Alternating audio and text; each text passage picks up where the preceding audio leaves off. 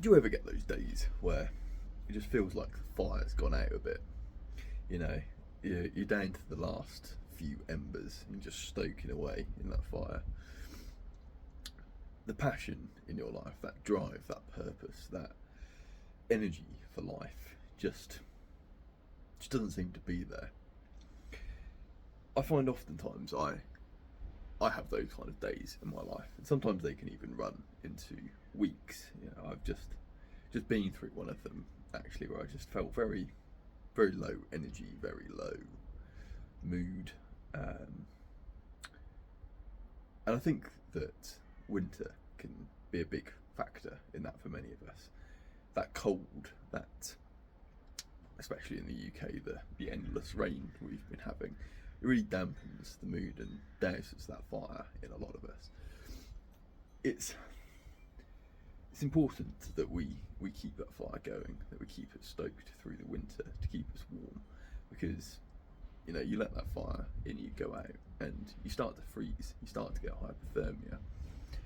It doesn't show as hypothermia in us though, it reflects in other ailments. Depression, I find, especially seasonal depression, can really amp up when we let that inner fire, that inner spark die. And to me, there's really three key areas to stoke when it comes to that inner fire that really impact on how we feel on a day-to-day basis. The first of those for me is movement, getting the heat back in our bodies, getting a sweat on, whether it's just going for a long walk out in the fresh air or a run. I like to lift weights. I find that is a really good way of getting my body to move, feeling that fire, that heat, that strength, and just getting some fire going. And it may be different for you. You might have another way that you find that getting your body moving really wakes you up. But I think it's really important to, if you're feeling like the fire's dying within you, to go and move. That would be my first recommendation. Because it's often the first thing that I go and do when I'm having those low days. And I know it can feel like an absolute uphill effort, and it's a struggle, a mental battle to get yourself to go and do it.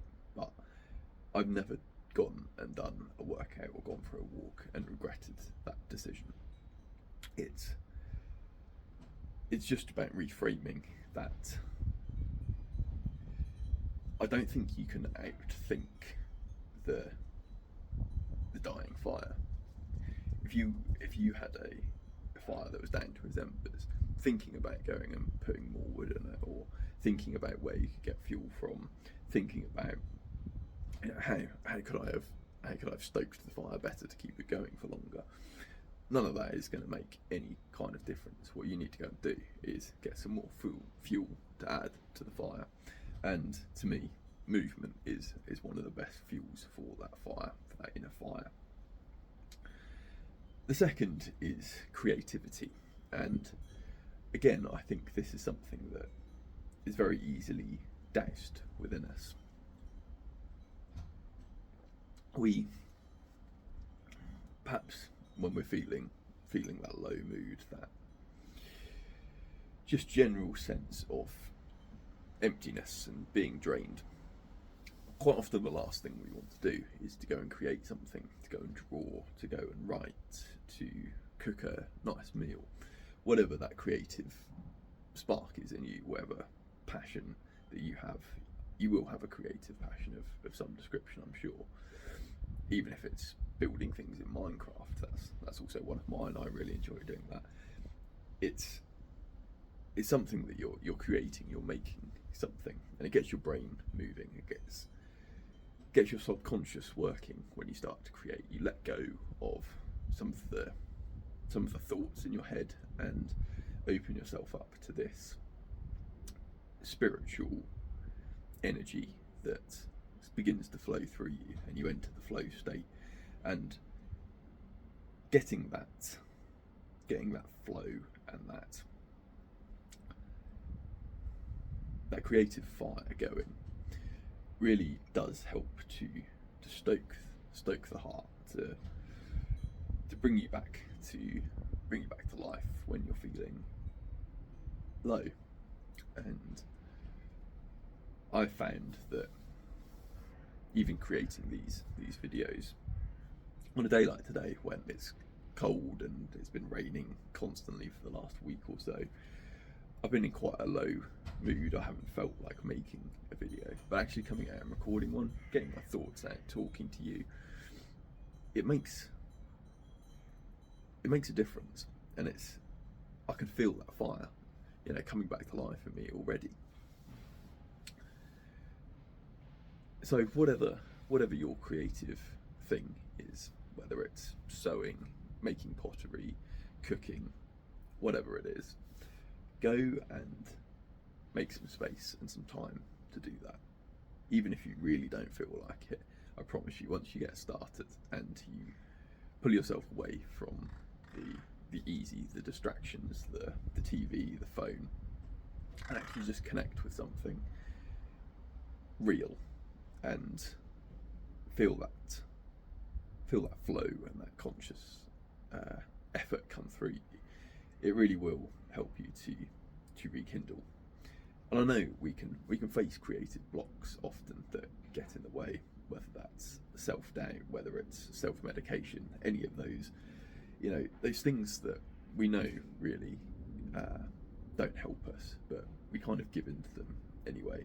The best course to getting through that, through getting a step past that block, is to just take action. Action always wins out in those cases. And then finally, the last of the ways I find that getting that creative spark and fire back in you again, just getting the life back in you, is the sense of community, or just that gathering around a fire or a hearth and sharing stories, talking, being with people, whether that's in an online group or in person, catching up with friends, perhaps in the pub over a pint or around the table having a meal. Those times of community and communion with friends and family, they, I find, are also really key to keeping that fire going in us.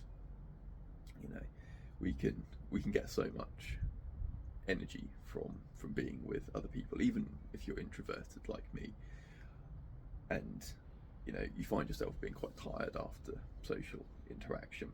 I get that, but that spending time with others, you soak up their energy, and especially if you're in a room with the right people, it certainly can just help you to not isolate yourself so much.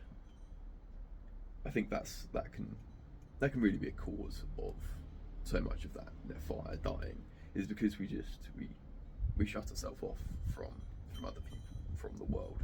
We isolate, we hide away and hibernate, and especially in winter, I do the same thing. But making sure we have those connections with people, especially over the Christmas period as well, I think it's a really good time to focus on having that community in your life and finding a way to interact with others, to bring joy into other people's lives.